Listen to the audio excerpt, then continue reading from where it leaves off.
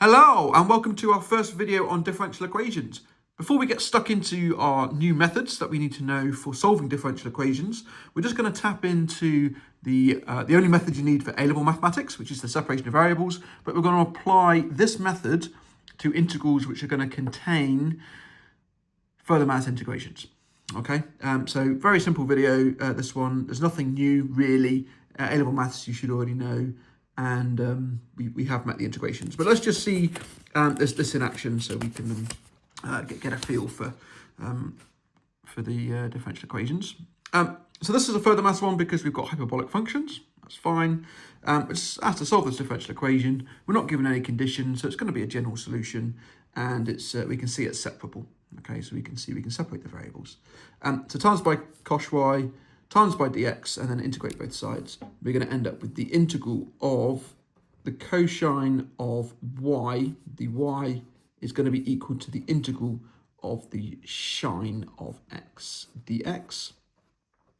And then we can integrate both of those. Cosh integrates to sine. And sine integrates to cosh. Just be careful, there's no sign change on that one. And then because now our integral symbols have gone, we can now add our plus c. And that's it. We can stop there. We could make y the subject by using the logarithmic definition of r sine, but it's better to write it in this form, I think, unless the question has said otherwise. But yeah, bit of A-level maths revision really, separation of the variables. Okay, example number 2. Dy by dx equals 1 plus y squared. There's no hyperbolics here, so why is it a further maths question? Well, if I divide by 1 plus y squared, dy integral of, and that's going to equal the integral of 1 dx, then we can see that we now have this integral to do, which is a further maths integral. We're not expected to know how to do that for A-level mathematics, or at least not without any kind of scaffolded approach to help you. And then we're also told that we've got an initial value of y equals 1, and just be careful, you know, that word initial there, that's when the independent variable is 0. So in this case, initial is going to be when x equals 0, because that's the independent variable. Okay, so integral of 1 over 1 plus y squared dy is arctan of y. Integral of 1 dx is x. Both our integral symbols have disappeared, so plus c. And then we can tan both sides if you wish to. And we're going to end up with y is equal to the tan of x plus some constant. Okay, now to use our initial condition, which is given in the question, we know that the curve goes through 0, 1. So I'm going to plug those into the equation here.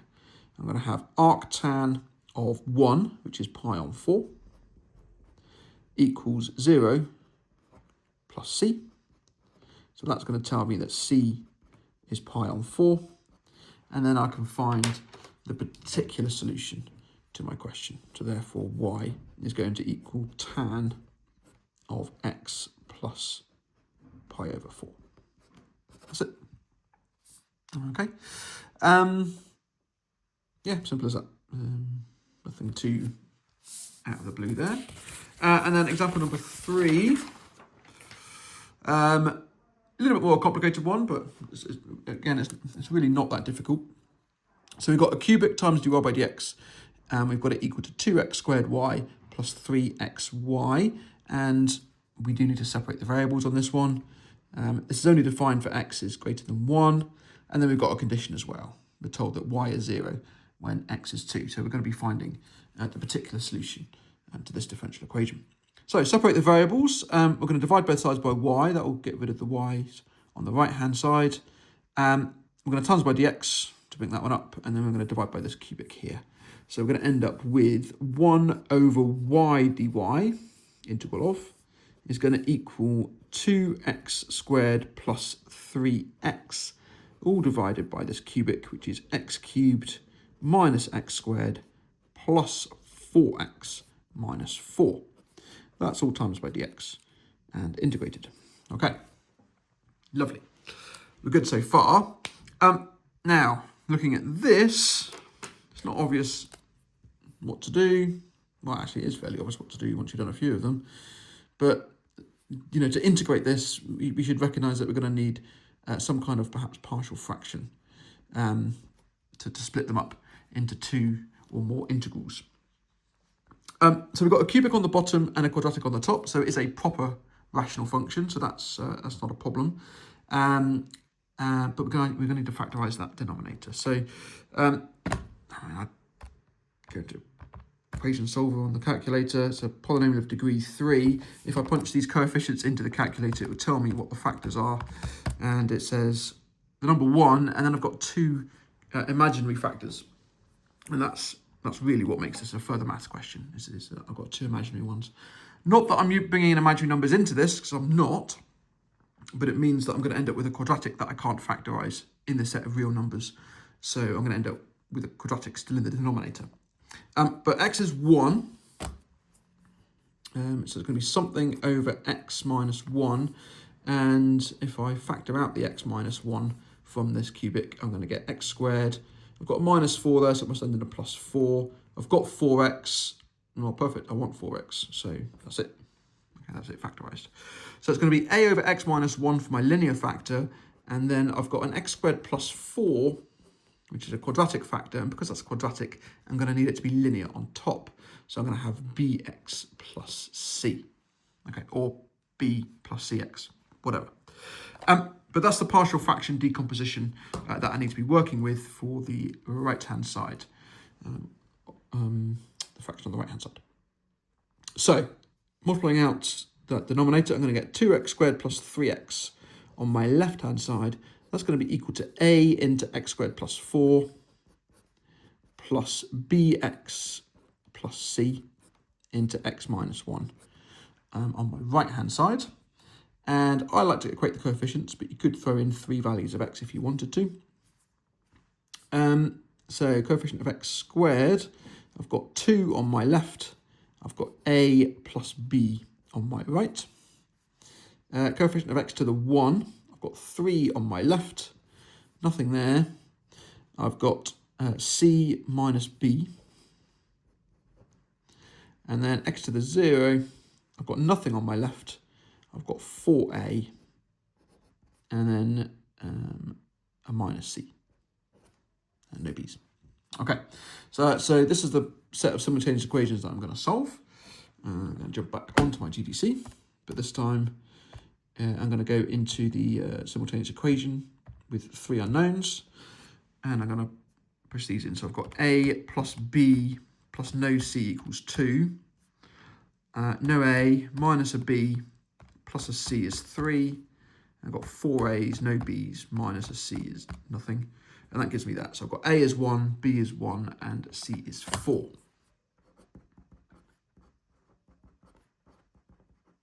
And if you chose to plug in 3x values and you did it all correctly, then you would get those same 3 numbers. Fine. Okay. So that means that the right-hand side then is going to be the integral of 1 over x minus 1 plus 1 plus 4 over x squared plus 4. Oh, sorry, x plus 4 over x squared plus 4. Okay, that's an A-level integral. The x over x squared plus 4 is an A-level integral, but here we've got a 4 divided by x squared plus 4, which is a further maths integral. Okay, so back to the question. I'm now going to be integrating 1 over y dy. That's nice and straightforward. That's going to equal the integral of these two. So we've got the integral of x minus 1 under 1 plus, I'm going to split this up into the 2 fractions. I've got x squared, in fact, I'm going to write this as a half times 2x over x squared plus 4. And then I've also got the plus 4 over x squared plus 4. And that is all times dx. Okay. Now the reason I've pulled the half out is because now I've got a fraction here where the top is a differential of the bottom. And we do know from A-level maths that when the top is a differential of the bottom, then the integral is the natural log of the bottom. So I can just state that when I get to it. Okay, so what do these pieces equal? Well, integral of 1 over y is the natural log of mod y. That's the natural log of the mod of x minus 1, but x is strictly greater than 1, so actually that's always positive, so I don't need the mods. If you included the mods, not an issue, but you don't need it for that one. Plus a half times the natural log of x squared plus 4. Again, don't need the logs on the mods on that one, because x squared plus 4, well, that's never negative, so I don't need the mods. And then this is the further maths one. This is going to be an arctan one. I've got a 4 and a is 2.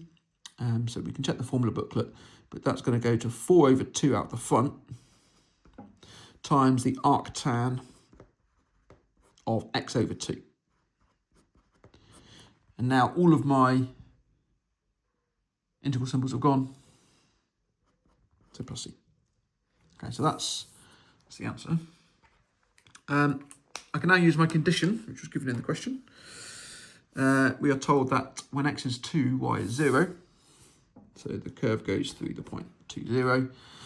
2, 0? That doesn't sound right. Why did I do a question with 2, 0? I just missed that. Yeah. Okay, we're going to change that. I've miswrote the question. Yeah, can't be 0, can it? Because I'm going to be natural log of 0. So let's say it's going to equal 1. There we go. That's probably a better number, isn't it? Right. So it's going to go through the point 2, 1. Okay, the left-hand side then is 0. I think that's probably what I intended. And that's going to equal 0, because I've got log of 1, because x is 2. Plus a half times the natural log of 8. Plus 2 times arctan of 1. But arctan of 1 is pi on 4, so that's pi on 2. And then I've got plus c. So I've now got my value of c. So therefore c is going to equal minus a half log 8 minus pi on 2. And then I can state my final answer. Therefore, the natural log of mod y is equal to, I can combine these two together, these two logs. So the natural log of x minus 1 times the square root of x squared plus 4. And I've then got this arctan, plus 2 times arctan of x on 2. And then got my plus c, which is minus a half log 8 minus pi on 2. And let's leave it there. We could exponentiate both sides, just to make y the subject, but then we're going to have quite a messy right-hand side. Well, a messier right-hand side. So let's just leave it like that. I'm happy with this. I think that looks good. But the point of this one was we had this further maths integral coming out from our partial fractions, which you wouldn't see on the regular A level in mathematics, only in the further mathematics. All right, that's it. We've got a big topic coming up now, differential equations. It's massive. There are lots and lots of videos on that, so please make sure you check those out, and do comment if you have any questions. Thanks very much for watching.